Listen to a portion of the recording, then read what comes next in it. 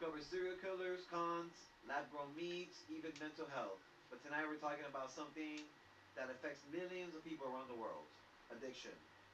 Whether it's alcohol, drugs, gambling, other struggles people fight, behind closed doors. Addiction has a story. Tonight isn't about pointing fingers. It's about having a conversation that could help someone, feel less alone. Um, so sit back, open up your mind. Let me borrow your ear. It's the Not Pay Enough podcast. As always, it's your boy Hood. My guest today is A Town. Hello, A Town. Hello, everyone. Welcome back. Um, I'm really excited about this podcast. It's something very near and dear to my heart. I've struggled with addiction and grew up with an addict mother, so I want to be able to reach out and, you know, give as much information to help others who struggle as well. So let's do it. Yeah, we all got stories we would like to share, um, and we're hoping by the end of this show, we've done some good for someone out there listening. Um, we'll see. Yeah. All right. But in the meantime, as always, we're gonna get started with the random, the useless, the bizarre, the MPE news. It's one of my favorite segments of the show. I come across some funny stuff. I come across some serious stuff. Um, During my searches today, something is cracking me up. Well, first of all, in China, because man, a lot goes up in China and Japan. China just told its people not to respond to aliens without authorization. Um, and if encountered by an alien, to contact the United Nations. Okay. Interesting. So, So how many times are they coming in contact with aliens?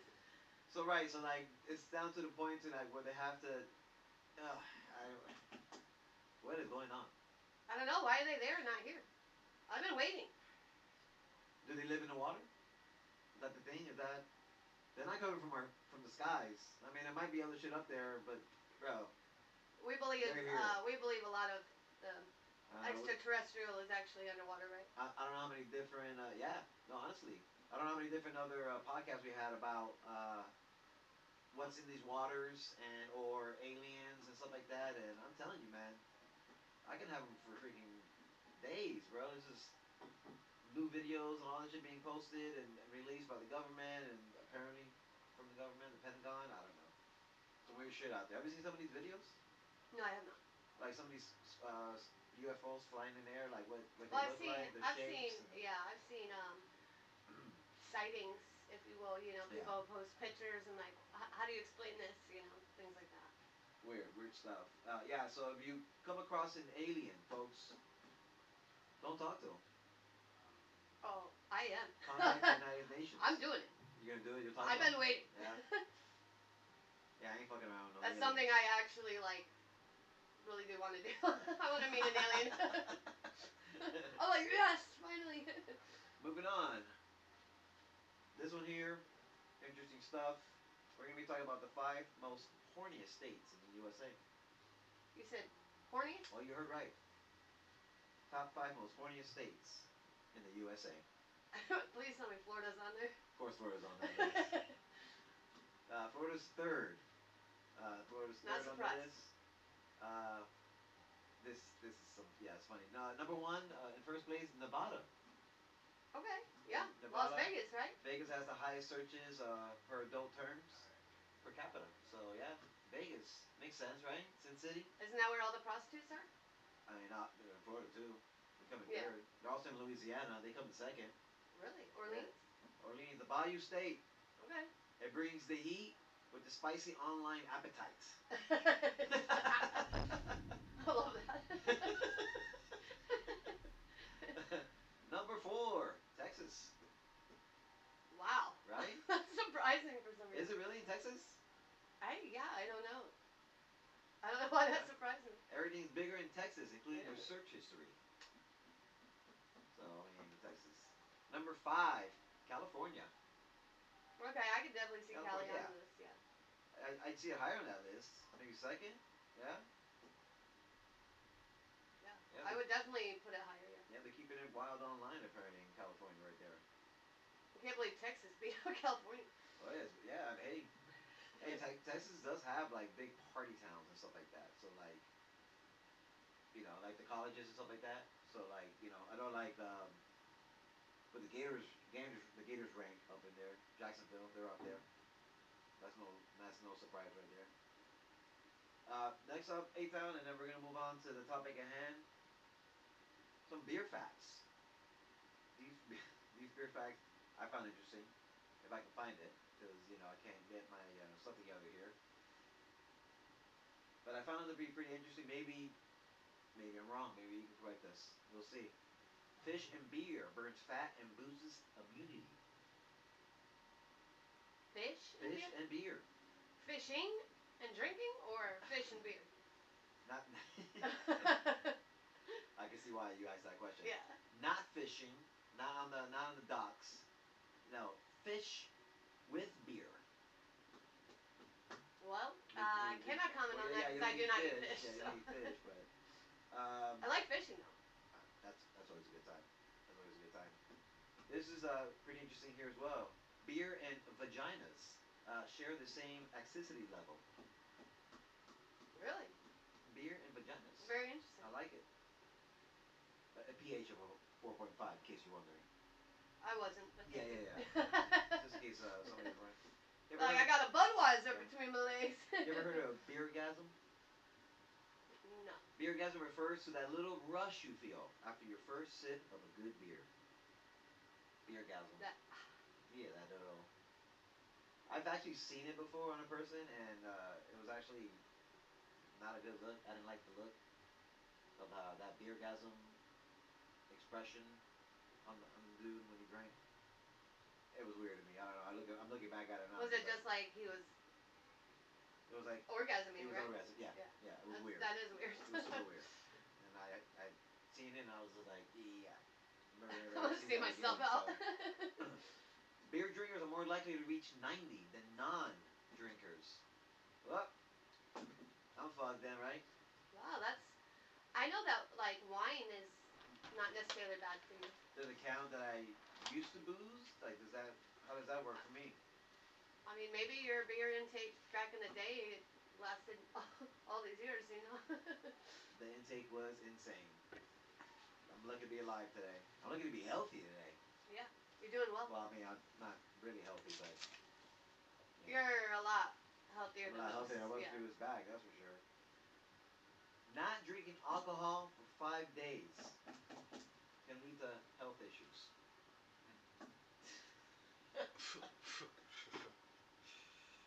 Alright. That's the news, yo. What kind of health issues? Yeah, what kind of health But yes, so we're on topic at hand, apologies. We're going to be talking about addiction. I hope, again, at the end of the show, we could have done something or can do something for somebody out there. Just hearing our stories and recovery is real, man. It can happen. It's there. It's available. It's doable. It's very doable. It's very doable. I speak for everybody. It can be done. I know it's hard. It's tough. Jesus, I get it, but it can be done. You just need the right people around you. You need the right sources. You just Yeah, and I want to get into that a little bit later about just exactly how you do that. Yes. So we'll get into that after we discover what it is. Right? Yes. So, Eitan, real quick, what is addiction? I do have a definition here that I got from AI Overview on Google. And I'll just read that, and then I'll add my 2 cents of what I think it is. Go for But addiction is a chronic medical disease defined by compulsive use, loss, or loss of control, and continued engagement despite harm. It alters brain circuits tied to reward and self-control, affecting substance like alcohol or behaviors like gambling. So for me, addiction is something that um, you deal with, you live with every day. So even when you're in recovery, you have to choose to stay sober every day. So addiction is, for me, more or less like a life. Like it's a lifestyle. Yes. You know. Absolutely. No, definitely well said for sure. Um, yeah, it's man, it just takes control of you.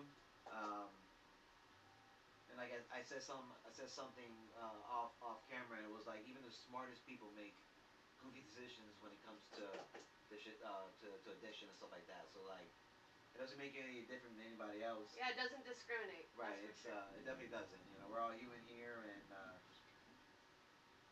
yeah, I don't know. This is definitely a topic that we take very seriously around here. Like I said, we've all dealt with it slash deal with it, and yeah, and we're all here to help one another. That's for sure. That's the one thing I'll never change. We're all here for one another. Um, I know you mentioned that being a disease. Can it be a disorder or a choice? It starts as a choice, but then becomes a disorder, which leads to an underlying disease, is what I believe. Yeah. So I guess in the medical field, I guess all three are is the answer, but in different perspectives. So like the medical perspective, they see it as a disease, right?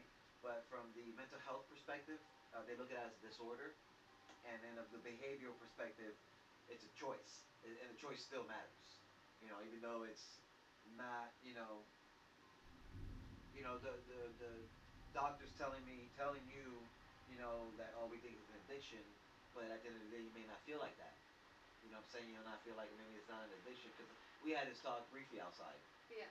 We talked about alcohol specifically, and is it addicting? Can alcohol be addicting? And then it led us to I don't want to just what we had discussed out there, but yeah. So yeah, the way you look at it, all three is the right answer. Um, and what kind of like changes does it do to you? Like in your opinion? Um, I think it controls you. Definitely controls you. Definitely.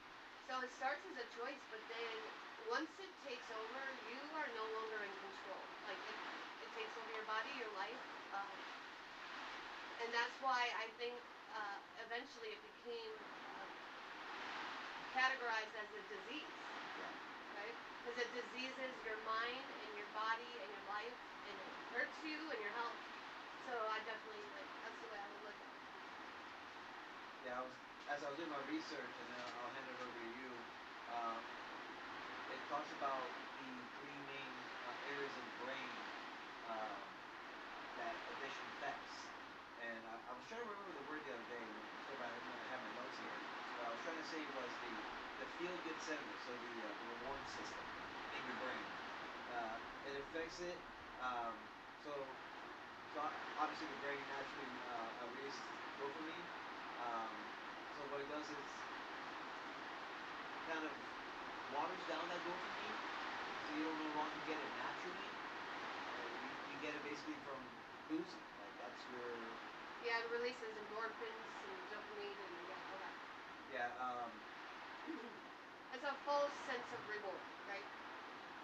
Yes, there you go. Yeah. That's a great way of saying that. And then the prefrontal cortex it affects. I believe that's like the front right here, in front of the head here. It controls judgment, like self-control, like we talked about, like planning, impulsive control, your weight. Like it does so much. Um, and then when you repeat it, when you recover, relapse, recover, you're making it so much worse. Um, and eventually you start losing, your teeth and just yeah, I don't know. I thank my lucky stars from experience that I've never fallen that deep. Um, in alcohol, I had an alcohol problem, no doubt. I drank way too much, but I didn't lose much. I didn't lose, you know. I might have lost relationships and friendships stuff like that, but aside from that, like shit, it could have been way worse. Yeah, and so I got in a conversation with some friends of mine the other day, and we were kind of talking about alcoholism versus addiction, which addiction is a form, alcoholism is a form of addiction. You're still an addict if you drink, but if you were to see someone walking down the road that you knew and you pointed to them and said, hey, that's an addict, 9 times out of 10, the person you're pointing them out to is gonna think drugs, right? They're not gonna look at them and think, oh, that's an alcoholic, you know. So, what are your thoughts on that? Because I thought that was really interesting. Yeah, well, when you brought it up to me, I thought the same thing too. You go straight to drugs, you know, like you don't think, because I don't know, majority of the stories I've heard, experienced, or seen, or whatever, has always been due to drugs. Uh, Very rarely, as much as I have people that I know that drink and whatnot, it was never a drinking thing. It was always or I'm sorry, the pills or what have you. You know what I'm saying? Right. I mean, an alcoholic still is an addict, Sure. but we don't address them as addicts. No. We address them as alcoholics. Yes. I know friends who's been in like centers and AAs and stuff like that, and all their issues was never alcohol related. Which to me it's wild because you would think I mean, there's definitely been people in treatment for sure. alcohol, Oh yeah, right? no doubt about But it. a lot of the times it's not just alcohol alone. It's usually a combination of alcohol and drugs, or alcohol and gambling, or alcohol and different kinds of. We'll get into the different kinds of addictions. Yes. But Yes, and then what is it? Also the stress and the survival system it affects as well. So when addiction develops, the brain starts treating the substance almost like food and water. So now you like just relying on it now. Without it, the brain activates stress hormones that can cause anxiety, depression, physical discomfort, and powerful cravings, and uh, and then eventually many people start using. They stop using the get high, like I'm gonna go get high, to now it's I'm gonna get right or I'm gonna go get fixed or whatever. You know what I'm saying? Because now they're fucking so reliant on it, stuff like that. And that's what fucking addiction does, man. It affects those parts of your brain, man. and a lot of the times, like when people are detoxing, that's why. It's because your body is dependent on Yeah. whatever form of addiction you are choosing, right? So when you come off of that, it's awful. It does horrible things to your body. Just like I know people who stop doing pills and they die, or they stop drinking and they die, because their body is so dependent on it that it's like a shock to the system. Yeah, I had a buddy who was addicted to pain medication, and when it came down to when he had to get clean, fast forward, he had to get clean. Uh, so several of us, we huddled up and we all got together and we kind of hunkered down with him. Till he wanted a week. He wanted a week of us just kind of just hanging around him, don't leave him alone and stuff. Anyways, my point is watching him, yeah, detox off of not taking his pills and just watching him sit there sweating and like he was in pain, like his stomach pains and bro, it was not a pretty sight. And just seeing him in that state of mind, just and that's a loved one, And I'm thinking there's millions of people out there that deal with not just addiction with drugs, but all sorts of addictions. But just seeing that, I can only imagine like everybody who goes through that, who's trying to quit, and what they had to go through. It's almost like a punishment Absolutely. to get out of this bad habit. You know what I'm saying? It's like you have to go through hell. You're in hell. You're already in Your hell. organs can And start then you have to go shutting through down. it. Yeah. And, Oh yeah. yeah. It's so sad to me because I've lost friends to it. I've lost friends to drinking and then driving. I've lost friends to drug use and overdosing, and it just pains me because I could have been that stat. I very fortunately, very fortunately, I tightened up and I cleaned up and I sobered up. But man, I'm still kind of really new into it. It's working on 2 years here, and I just look back and God, I am just thank God, right? Like I it was not going, and it wasn't it was bad. My drinking got really bad, and yeah, it had to stop. So I'm glad it did the way it did. So So let's talk about some of the key signs of addiction. yes, Do we know how to pick those up? Um, Loss of control using more than planned, or failing to stop. So I've definitely witnessed this. I've definitely been through this. So like that's one of the key signs. Compulsion, intense urges or cravings to use the substance or do the action. Also, negative consequences, continuing the habit even when it hurts health, work, or family. And tolerance tolerance and withdrawal, which is what we were just talking about. When Yes. you're going through withdrawals, it it's awful. It's actually painful. You Yeah. know, you're Also to add to that, the financial problems. But now they have no money. The isolation because they're alone all the time. I think you mentioned the personal changes. The risk-taking behavior. They're gonna get their fix one way or the other, right? They're gonna just no sacrifice. matter what. You know what I'm saying? And the secretive behavior. Now everything's a secret now. You know, they're like I said, isolated. Well, they don't want to be judged, and they Yeah. feel alone, and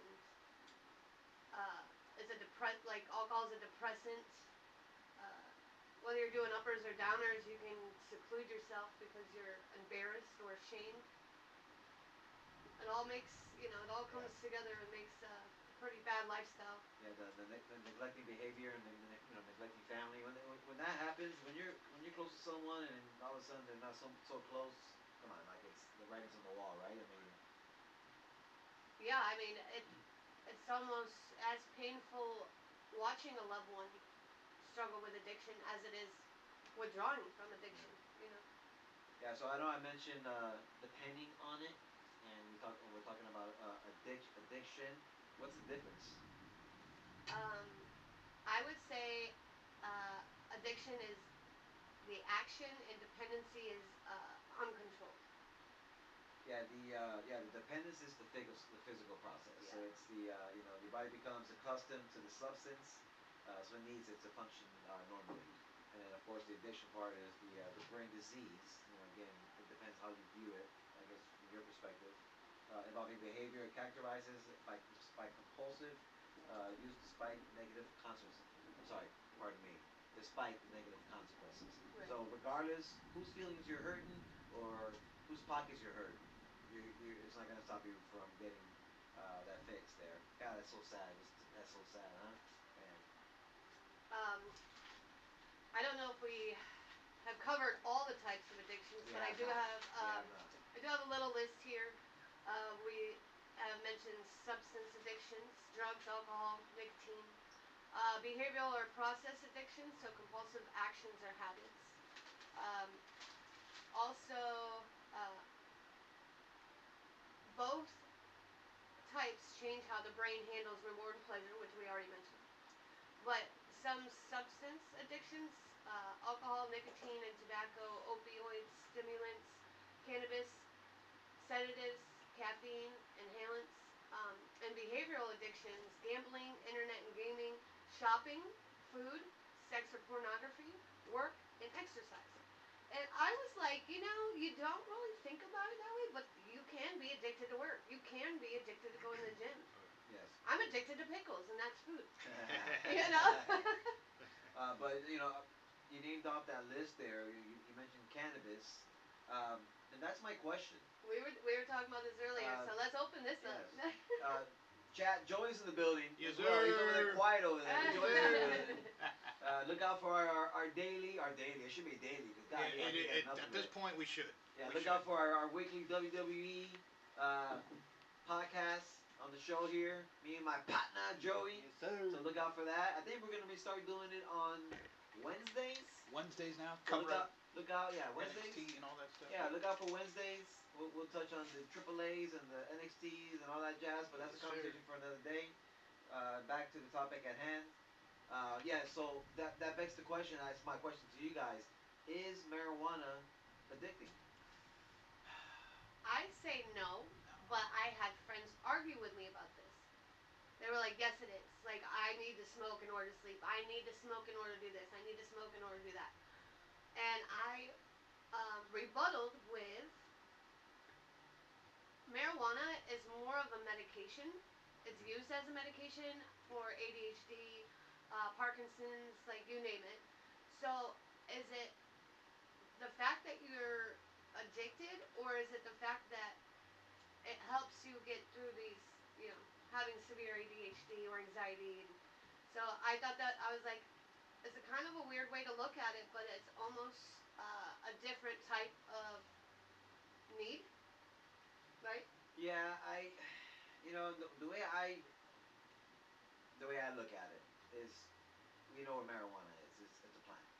and like you said, it's used for a lot of medicine, sports medicine especially. I stress sports medicine because without it, these athletes, a lot more would be injured and whatnot right now. Anywho, I don't know why I say injured. I don't know if getting injured has anything to do with the medicine aspect of it. Right, but it's to treat injuries, correct. pain management, things like that. So we know that it's a plant that's used for all that. When it comes down to like cocaine or meth or whatever. Heroin, it's all Yeah. It's so all it's chemicals. God made versus man made is Right. what we decided So earlier, right? Right. So it's chemicals, right? And these chemicals control your brain. Yes. Does THC control your brain? I don't think it does. I mean it can. How so? It controls you could get stuck. It controls your appetite, maybe. It controls you just stuck on stupid I sometimes, mean, Chad, correct me if I'm wrong in the comments, but like, Yeah. but I don't see marijuana as a, I don't see it as a gateway drug, and I don't see it as a. That was the thing is that was my biggest argument is people say it's a gateway drug and I'm like I don't. I have never got high and been like, I think I want to try crack mix. Yeah. Right. I wonder what Yeah. crack makes me feel Right. like. Yeah, certainly never did that. I get high to get high, right? I think I don't know. I don't know. We could be completely wrong. This is just a basis of our own personal Yeah. Opinions. Again, I don't think there's anything wrong with it. That's not a biased opinion as well. I'm just saying in general, I don't think there's anything wrong with it. Again, it's used for a lot of medicine. It's gonna be used for a lot of good. If it was that bad, you wouldn't be able to buy it from fucking Right. from the shops next door. Years ago, I had heard someone say, people go out to the bar drinking and then the whole bar breaks down to a fight. You will not find that in a house of all potheads. Right. They're not looking for a fight. They're looking for food. You know what I mean? Yeah. Like, they want snacks. They don't want to fight. But it's just how differently people act on these substances, right? So it's either you're going to be on alcohol and you might get rowdy. Weed is the exact opposite. Like, you just want to chill. I've never seen a pothead pissed off. You know what I mean? Like, Exactly. Yeah, I don't know. Hopefully soon times change when it comes to our laws and marijuana. I mean, I know they just finally legalized it, for sale, but I mean, I think something like pot shouldn't be like monetized, or just let it be. All the other shit, let's worry about all the I other mean, it shit. grows naturally, right? Yeah. All the other stuff. Let it grow. All the other stuff, it's all chemicals, it's all poisons. Oh, we should do a toxins, remix. stuff Let like it that. grow. Let it grow. But yeah, again, you brought up all these different types of addictions. Social media, like you said, gambling. All that stuff, shopping, nicotine. Um, Now, do you think the behavioral addictions can be just as damaging as the substance addictions? Not really, and that is because you're really doing a lot of damage to your organs and your body and your brain when you're doing substance abuse.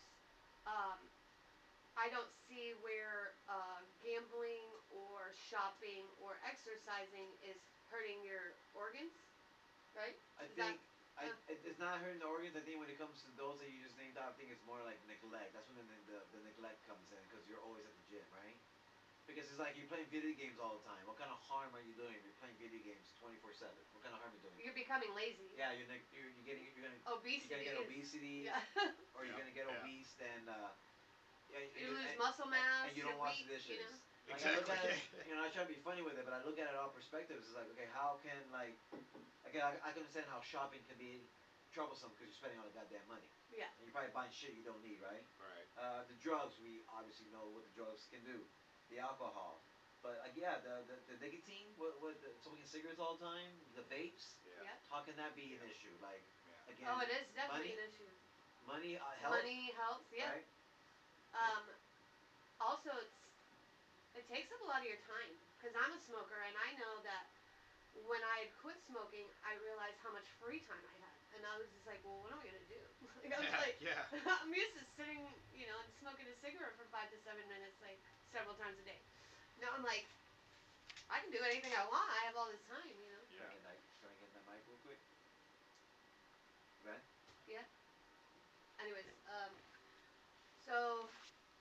talk about how to break addictive habits. Absolutely. Alright. So, a couple key things. Uh, Recognize and avoid triggers. So, notice the exact emotions, times of day, or places that spark the urge. Remove items, apps, or reminders that make the behavior easy to access. Stay away from the social setting or people who encourage old patterns. Uh, Pause and write out urges. I thought this one was interesting. It says to use the 10-minute rule. Wait 10 minutes before giving in to let the intense wave of craving pass. Name the physical feeling or discomfort in your body instead of running from it. Um, Breathe slowly to calm your nervous system when stress or boredom hits. Replace the behavior. Choose a positive action like a short walk or calling a friend. Find a new way to soothe difficult feelings like loneliness or anxiety. Focus on getting through just one single day at a time. That is the biggest thing that they taught me in AA is one day at a time. You just take it one day at a time. Don't overwhelm yourself. Build a support system. So talk to a doctor or a licensed mental health professional. Also, you can join a peer support group or recovery community for regular accountability. Be honest with trusted family members who want to help you succeed. And that's what you were saying earlier is the person who had reached out to you and was like, hey, I need your help. Like, Yes.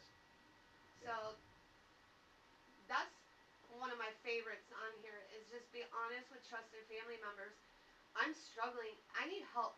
I need you to hold me accountable. I need you to spend time with me. I need you to take my mind off of it, you know. And these are all things that can help anybody who's struggling through addiction, you know.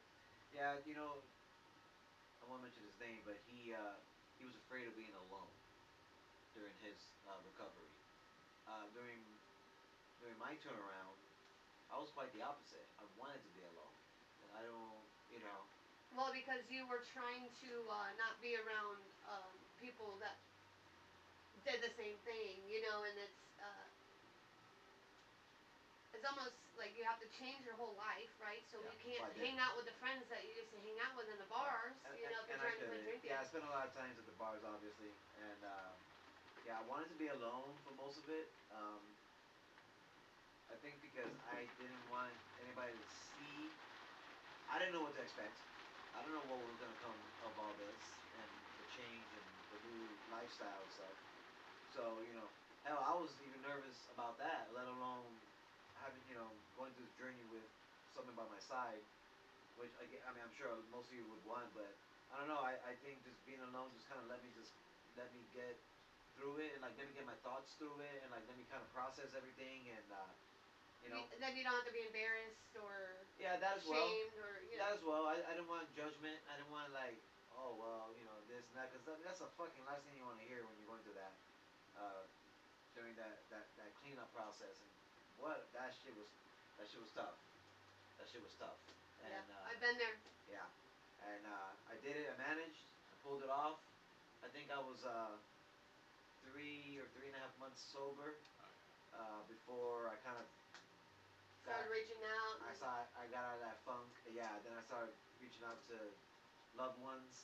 However, though, when I stopped drinking and I went through the whole process and stuff like that, I realized so many people stopped hanging out with me because I wasn't drinking anymore. I found out pretty funny. It was a lot of people. Yeah. It was a lot of people. And when I quit, I was like, oh man, I was like, I'm not gonna be funny anymore, you know. And then 6 months in, I'm like, oh no, I'm still funny. It's fine. Yeah, it was definitely an eye opener. That whole experience was definitely an eye opener, and fuck, it introduced me to other things that I didn't even fucking know about, and food especially. Some foods that, and I'm a chef, you would think I would know, but no, it just led me through a whole new realm of different foods and stuff like that, which is very exciting because who doesn't love food? Right. And I don't know. It's definitely a journey I wouldn't take back. It is certainly a journey that I would have started sooner, knowing what I know now. Absolutely, yeah. Knowing what I know Knowing now. the benefits of being and living a sober life. Yeah. Yep. It's definitely has a lot of perks to it, you know. Yeah, it's whoever is anybody out there struggling with anything, there's help, man. Recovery, it's a thing. It may look different for everyone. You may view it a little different from one another, but there's treatments, there's therapy, there's medication, there's support groups, there's inpatient, outpatient care. Like what do you call those unanimous calls? Like the person in the line won't even identify themselves. Everything's just low key. Everything's secret. Everything's like some people. That's what they want. They don't want to be. They don't want to know it's me, but they want the help anyways.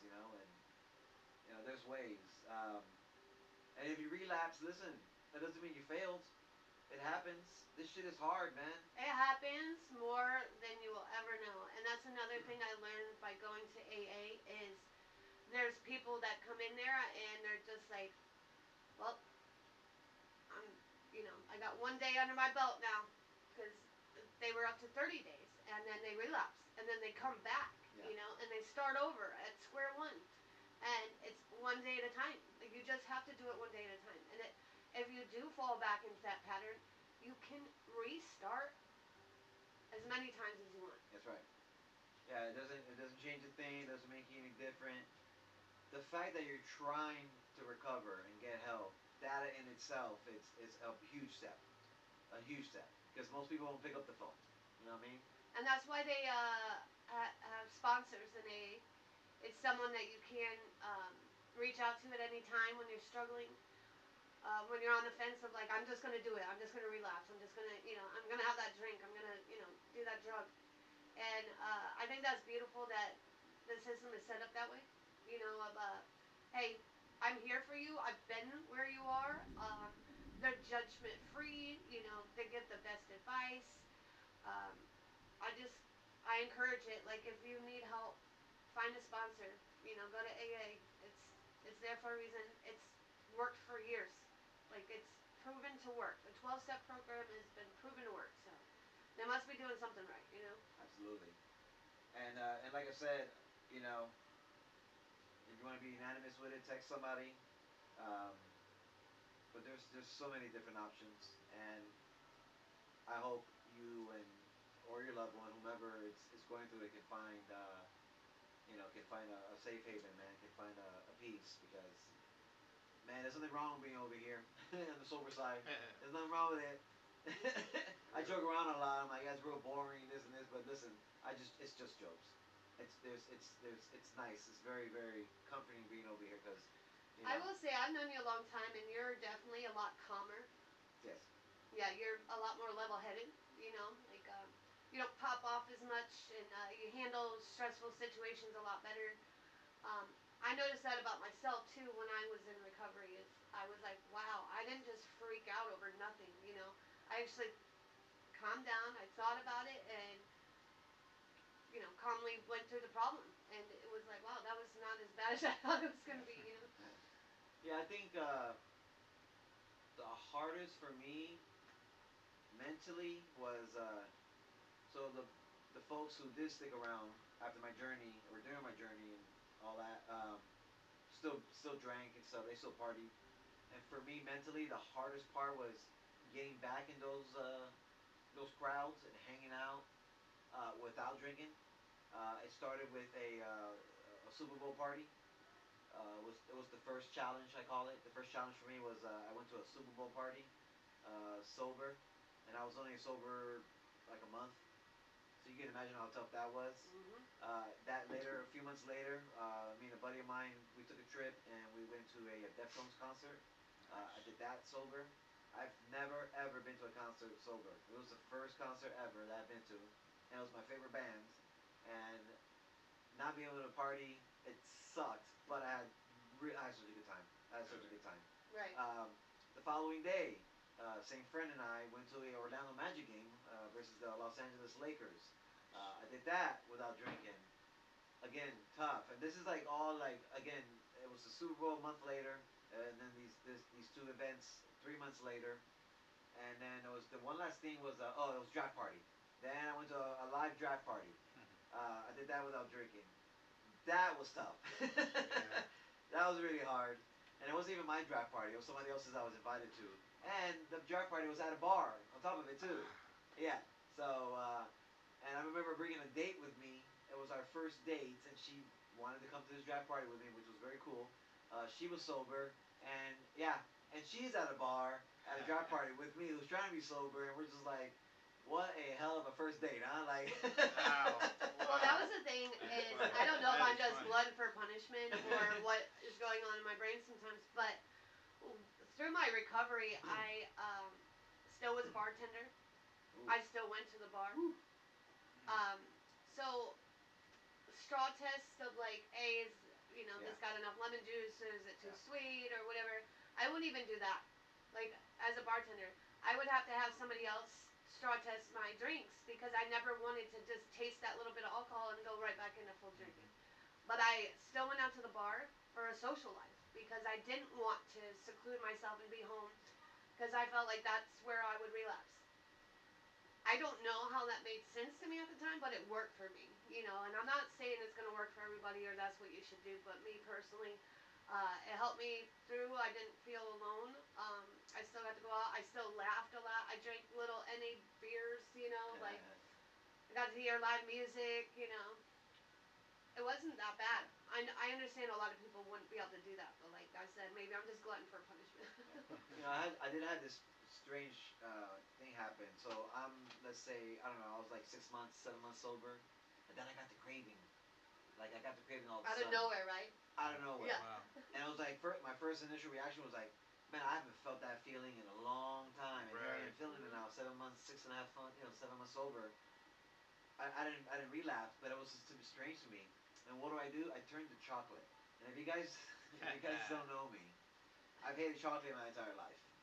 Uh, and then I quit drinking, and now I'm eating chocolate. Yeah. Kit Kat specifically. Kit So- Kats. So that is actually Best. my mom went to a recovery house, like a halfway house, and they would take turns cooking dinner every night, and they would cook a dessert or bake a dessert every night as well, because addicts crave sugar because alcohol breaks down into sugar in your bloodstream. So once you don't have it, you crave sugar. So a lot of people do eat chocolate and sweets and coffee. A lot of coffee drinks, like So weird. It was weird. I turned to chocolate of all things. Yes. Chocolate. it was Chocolate. very Wow. strange to see you eat Yeah. chocolate. Yeah, she's known me a long time, and she's never ever seen me eat chocolate. Wow. The Kit Kat bars, he Kit ate. Kat. Well, he went to a Chocolate. lot. What do you know what's in Kit Kat? Kit bro? Kats. He loves- Bro, they're good, bro. Those and I like cookies and cream too. Hershey's cookies. Oh, and those cream. are my yeah. Unfortunately, I Those are can't Yeah. indulge in Kit Kats anymore. But the Kit Kats are yeah. That's Yeah. where it's We at. gotta find you some sugar-free Kit Kats. Bring it They back. have sugar-free Reese's Pieces peanut butter cups, and those are delicious. Yeah. Also very expensive as well. A lot of sugar-free stuff is. Yeah, Which in, is in sad, general, but- in general, yeah, organic foods and stuff like that. All. But like monk fruit sweetener is like $10 for like a little bag, but it, you can bake Well, and think about the good oils too, like extra olive oil. It's like $10 a bottle depending where you shop. Truffle oil is Truffle like oil. even more. Like Small that's- ass bottle is like $25 Yeah. Wow. for a little bottle of truffle oil, but it's so freaking good, and good for you. Yeah, better for you than Better, I should say better. vegetable and canola and all that. Yeah, you know what was a odd little habit of mine that I did when I was during my sober process? I kept one bottle of Heineken unopened in my refrigerator. Really? Now, I didn't drink it. Chad, just for the record, I didn't drink it. In fact, my brother, shout out to Frank, would come over to my place like every 3 weeks. Like every 3 weeks, he'd come over because we have poker tournaments, and he'd drink that Heineken, and I would go to the store and buy another Heineken and put it back. put it back. And he'd come back 2 or 3 weeks later, drink the Heineken, boom. Wow. That's when you see him. Yeah. Yeah. And that's what we did. And I don't know, keeping the Heineken bottle there put me at ease. Like it just like Yes, I I was open up just the- about to say that it makes sense Yeah. because you don't want to have that freak out moment like, oh my god, what if I want a beer and I don't have one? Right. Right. With it just being in your fridge, you knew it was there. It takes that almost like that compulsive, like crazy, Sure. like switch out. you Yeah, know? I had a lot of explaining to do because again, this is the time where I just started dating a new girl, and so she sees the Heineken bottle, and of course her first reaction is Yeah. like, I thought you weren't drinking. So I had to explain, and my brother had to vouch on it because he came over and drank the Heineken. Once Absolutely. again, always drinking the But Heineken. I just thought it was such Yeah. a weird little thing that I did when it came to. People do. They find a way to get through it because it's not easy. Like you said, it's hard. You got to work at it every day. So my thing was, I still went to the bar. That sounds crazy, you know. Like why would a recovering alcoholic go to a bar? Like you know, why would someone keep a Heineken in their fridge? But I seen a. I'm so sorry, I didn't mean to no, cut you it's off. okay. I did see a. I pardon for not knowing his name. I should know his name, but he was in recovery, and every year on his anniversary, he would visit the bar and order a beer, and they would open it. He wouldn't drink it. He would just sit there and proceed to tell the bartenders, 3 years sober today, or I'm 4 years sober today, or I'm 5 years Wow. sober today, And that's how he celebrated. and And that's that's cool. how he did his Yeah. thing. So it's kind of like my Yeah. little quirk. I just kept it in the fridge, never opened it, Sure. Yeah. and it just sat there until Frank came by and drank it. Yeah, that's awesome. Did you have any weird little like any different like what changed when you quit drinking? Like what was different? um. Maybe your appetite, maybe a sleeping habit, maybe. Oh, I slept great Yeah, after I quit I bet you drinking. did. No, honestly, so I was given a book. It's called "Quit Like a Woman." I highly suggest it. And it talks about how alcohol actually affects your REMs for your sleep. Is that so? Yes, Explain. and so you don't have full REMs or not as many REMs. Uh, so technically, you never get a good night's sleep when you're drinking. We think we do, right? Like we're like, oh, I'm gonna black out, pass out, and I'm gonna get the best sleep ever. No, your body actually isn't getting the sleep you think it is. That's why you wake up feeling like crap because your body hasn't fully rested. Your brain has not, fully met those full REMs. Uh, but when I quit drinking, I had trouble sleeping for probably the first 2 weeks. It was really hard. After that 2 weeks, I could sleep and it was the best sleep and I woke up feeling amazing. Yes. Like it was Yes, just like indeed. a refreshing body feeling, Yeah. Like Mine was waking up, not hungover. yeah. Waking up after a good night's rest because I could sleep because I wasn't drunk. Waking up and just like getting right up and going to the gym because that's like was my new routine was getting up going to the gym and just like on my drive to the gym I was like wow like I couldn't tell you the last time I felt this waking up not fucking hungover you know what I'm Yeah. saying like like Jesus it was just it was so nice it was so nice on the mental especially on the mental obviously good on the body and it's just like it's such a good feeling. It's such a good feeling. That's my addiction now. Is that feeling of just feeling normal. You know Yeah. what I'm saying? Like I feel normal again. You know, I'm extremely happy these days. I mean, probably the best health since I was a kid. Um, you know, I thank my lucky stars, and I thank everybody who helped me through all this. A-Town, especially you were there for a lot of it. Autumn, I haven't forgotten about you. Arco, especially you, buddy. You guys, like, yeah, you guys were there for a lot of it, and thank you all, honestly, from the bottom of my heart, man. Like, I couldn't have done it without you guys. It was tough, but honestly, couldn't have done it without y'all. So I Super really, duper proud of you, man. thank you so much. Yes, thank you so much. Feels great. Feels great. So, I do want to touch on, like I told you, this was a little bit too much for me to write down, so I'm gonna read off my Go phone. for it. Um, it's ways to tell and what to do if you're worried that a loved one has addiction. And I think this is really important. Yes, go for it. But addiction doesn't happen overnight. Oh, and I just want to say this is from the HazeldenBettyFord.org. So if you want to read the same article, that's where you find it. Addiction doesn't happen overnight. It's a gradual process. Sometimes family members don't recognize the small changes that occur daily, weekly, or monthly, or how family members adapt to these changes. Here are 7 steps you can take to see through the chaos of addiction and find help for your family. Notice your own behavior. Try a quick gut check. Do any of these behaviors sound familiar? Playing detective and trying to find where your loved one is hiding alcohol or other drugs. Constantly checking up on your loved one. Putting off plans with your friends or family because you're not sure what condition your loved one will be in, making excuses for your loved one's behavior or absence. That part. With the best of intentions, families tend to cope with the fear and chaos of addiction by keeping secrets, finding scapegoats, and adopting their unhealthy behaviors, preoccupation, denial, enabling, or blaming. Recognize the signs of addiction. It says experts have identified telltale physical and behavioral signs of addiction to alcohol or other drugs. Behavioral signs and symptoms include always uses substance to intoxication, uses substance in inappropriate times such as before driving, at work, or at school, misses work or school, damages relationships, poor performance at school or work, steals or borrows money from work, home, or friends, secretive defensive behavior about activities and possessions, unusual mood changes, abrupt temper outbursts, changes in eating or sleeping habits, changes in peer group or social group, loss of interest in usual activities, pastimes, and hobbies, aggressive or physical behavior, money or valuables missing from home, traveling to locations outside of normal range.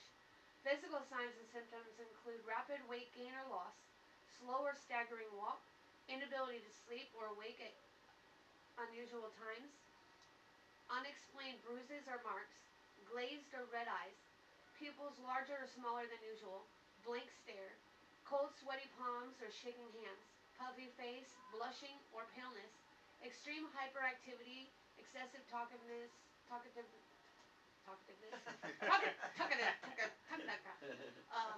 runny nose, hacking cough, needle marks on lower arm, leg, or bottom of feet, nausea, vomiting, or excessive sweating, unusual nosebleeds, unexplained breakout of acne or rash, unusual odors, low or no energy, depressed or anxious, deterioration of personal appearance or hygiene. You should also know that people with an addiction sometimes try to stop on their own. If so, you'll see signs of withdrawal and patterns of reuse. Withdrawal from heavy and sustained use of substances can be dangerous. Medical monitoring is needed in many cases. So stay detached but with love. When facing a loved one's addiction, remember this. You didn't cause it, you can't control it, and you can't cure it. You can address the issue of the alcohol or other drug addiction with your loved one, but any behavior change is up to them. Consider other mental health issues. So about 8.9 million persons have co-occurring disorders. They have both a mental health and substance use disorder, such as depression and alcoholism. The relationship between the two is complex, but treatment is effective when medical doctors, psychiatrists, psychologists, and drug and alcohol counselors work as a team to unravel and diagnose the problem and tailor care. Don't judge. Big part. Don't judge. Addiction is a disease. If your loved one had a heart attack, would you stand back and blame him or her for their diet or lack of exercise or weight control? Most likely, you would rush to help. Alcohol and drug addiction is just like diabetes, cancer, and heart disease. It's just as life-threatening if left untreated. Begin the conversation and keep expectations low. It's not easy to know what to do or say, but the stakes are high. You may literally be saving a life. Keep these guidelines in mind for your conversation. Do bring up the issue when the person is sober. Express your concern in a caring and honest way. Talk about the effect the drinking or drug use has had on whatever he or she cares about most, like their career, children, sports, physical health. Have a support person with you or available by phone. Write down what you want to say ahead of time so you're prepared. Don't bring up the issue when the person is drunk or high. Don't use a blaming tone. Don't offer solutions. You are not a chemical dependency professional.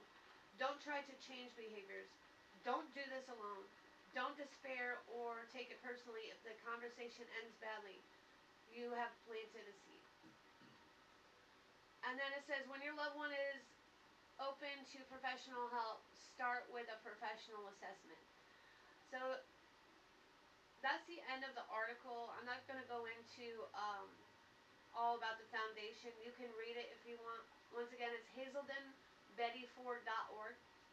But I think that's very valuable information if you want to help a loved one and you don't know how. Uh, just don't judge, act caringly and Yeah. These people need help, and the last thing they need is for you to sit there and just again point fingers, because that's not what we're here for. We're here again to have a conversation, to understand it, and hopefully help. Um, there's a national hotline or helpline, I should say. It's the SAMHSA, so it's the Substance Abuse and Mental Health Services Administration. It's free, it's confidential, 24-hour service, 24/7. Provides information, referrals, treatment, support services, both in English and Spanish. So, and again, that's the Substance Abuse and Mental Health Services Administration, 1-800-662-HELP. So 1-800-662-4357. would you look at that? Is that what you have there as well? Yes. How about it? Look at that. Let's go. Again, we, man, we just want to help, you know? Yeah. I know it from experience, and I know that, people out there need it, and we're here for you, y'all. We're here for you. Plant the seed, save a life. Sorry. Just don't judge. It's the biggest thing. Yeah, absolutely. Don't judge. You got anything else for the people, Ita? No, I just like I said, this is near and dear to my heart. Like I've struggled. My mother struggled. A lot of people in my family, a lot of my friends, my coworkers.